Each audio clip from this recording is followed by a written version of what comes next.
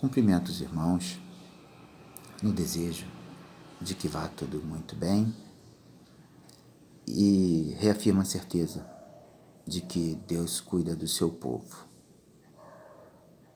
São muitas as saudades dos irmãos e o anseio muito grande também pela volta dessa agradável comunhão com os irmãos.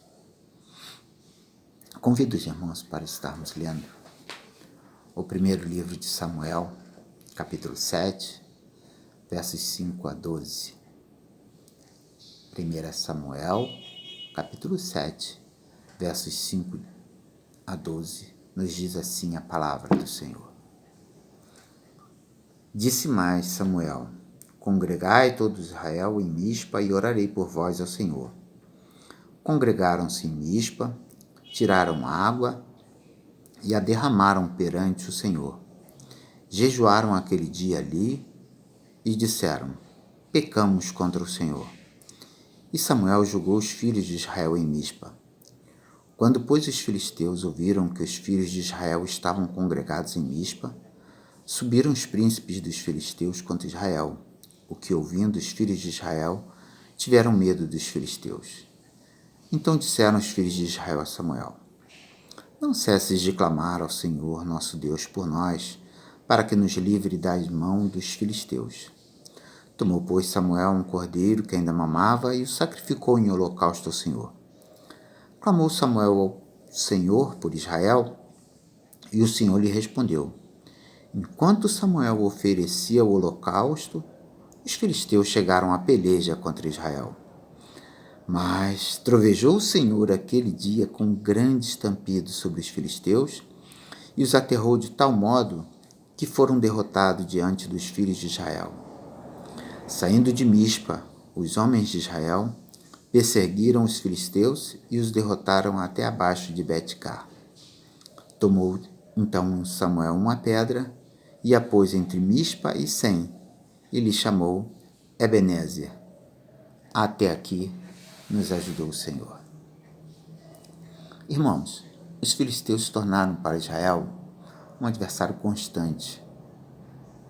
Essa batalha em específico que nós narramos no capítulo 7, ela começa desde o capítulo 4, e os filisteus já haviam matado de Israel 34.000 homens. Dentre eles, Ofni e Finéias, que eram filhos do sacerdote Eli, que, ao saber da notícia da morte dos seus filhos e também da captura da arca, cai da cadeira e morre. Irmãos, eu trouxe essa passagem à lembrança para percebermos o momento difícil e complicado que vivia o povo de Israel.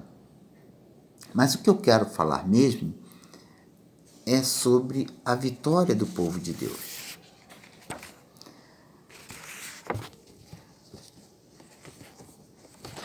Gostaria nesta breve meditação de ressaltar 3 pontos. O primeiro é que nada na nossa vida é mais importante que o Senhor. A Bíblia nos ensina a amar a Deus sobre todas as coisas. No capítulo mesmo que foi lido por nós, se nós voltarmos um pouquinho no versículo 3, nós vamos encontrar assim: Se é de todo o vosso coração que voltais ao Senhor, tirai dentre vós os deuses estranhos e os astarotes, e preparai o coração ao Senhor, e servi a Ele só, e Ele vos livrará das mãos dos filisteus. Nada pode estar interpondo-se entre nós e o nosso Deus. Nós devemos ter a nossa adoração sempre voltada para Deus. Um outro ponto muito importante é que o crente deve ter uma vida de oração.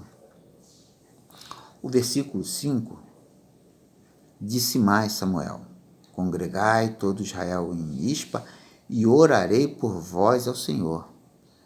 A oração era a chave, o instrumento, a peça que o povo deveria usar para se livrar da dificuldade, para passar por aquele tempo em que estava numa situação muito difícil, tal qual nós estamos nos dias de hoje. O crente deve orar e perseverar em oração, principalmente nos dias difíceis que nós estamos vivendo hoje. Um terceiro ponto fala sobre contrição e confissão na vida do crente. O versículo 6 nos fala que eles se congregaram em Mispa, tiraram a água e derramaram perante o Senhor. Jejuaram aquele dia e disseram: pecamos contra o Senhor. E Samuel julgou os filhos de Israel em Mispa. Então, a confissão é também muito importante na vida do crente. A confissão e contrição perante o Senhor. Israel confessa os seus pecados e o Senhor prepara a vitória para com o povo de Israel. Já no versículo 8 do texto que nós lemos, o povo de Israel começa a clamar a Samuel por eles mesmos. E eles estão nesse clamor porque eles sentiram medo. Irmão, eu não sei como você está neste momento, apreensivo, temeroso talvez, mas Deus nos chama a confiar na sua poderosa mão para resolver todas as nossas angústias. E então poderemos chegar com confiança até o versículo 12 do texto que nós lemos, e tal qual Samuel, poderemos exclamar: Ebenezer, até aqui nos ajudou o Senhor.